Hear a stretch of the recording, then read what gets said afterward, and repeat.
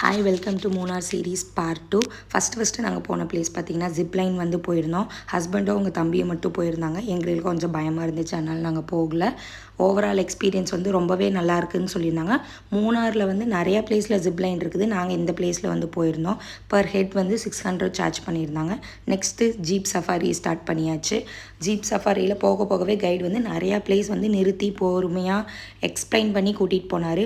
மிளகு செடி, கேஷ்யூ செடி, ஏலக்காய் செடி, நிறையா செடி வந்து பார்த்தோம் நேரில். அப்புறம் ஆனால் எதையும் வந்து பொறிக்கக்கூடாது, தொடக்கூடாது, அதை வந்து ப்ரைவேட் ப்ராப்பர்ட்டி அப்படிங்கிற மாதிரி வந்து சொல்லியிருந்தாங்க. அதனால் நாங்கள் எல்லாமே செடியுமே பார்த்துட்டு போகவே ரொம்ப க்ரீனரியாக, ரோடே ரொம்ப குட்டியாக, போகிறதுக்கு வந்து ரொம்ப கஷ்டமாக தான் இருந்துச்சு. ஆனால் அவர் மேனேஜ் பண்ணி சூப்பராகவே கூட்டிகிட்டு போயிருந்தார். நெக்ஸ்ட்டு இந்த வாட்டர் ஃபால்ஸ் வந்து கூட்டிகிட்டு போயிருந்தாங்க. நாங்கள் பார்த்த எல்லா வாட்டர் ஃபால்ஸ்லேயுமே தண்ணி இல்லை. இதில் மட்டும்தான் கொஞ்சம் தண்ணி வந்துச்சு.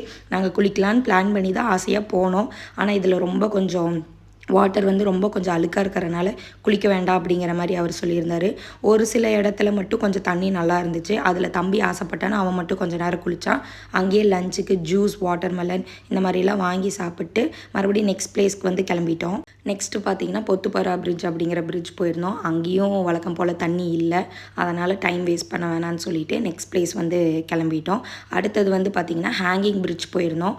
அங்கேயும் வழக்கம் போல் தண்ணி இல்லை. சம்மர் டைம்னால எங்கேயுமே தண்ணி இல்லை. அதனால் பிரிட்ஜில் மட்டும் கொஞ்சம் நேரம் வாக் பண்ணிவிட்டு ஃபோட்டோஸ்லாம் எடுத்துகிட்டு நெக்ஸ்ட் வந்து பக்கத்துலேயே ஒரு பார்க் இருந்துச்சு, ஒரு கொஞ்சம் டிஸ்டன்ஸில். அந்த பார்க் போயிட்டு நாங்கள் போட்டிங் சென்டர் போயிட்டோம்.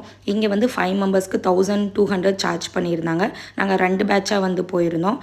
ஓவரால் போட்டிங் எக்ஸ்பீரியன்ஸ் வந்து செம்மையாக இருந்துச்சு, சூப்பராக இருந்துச்சு.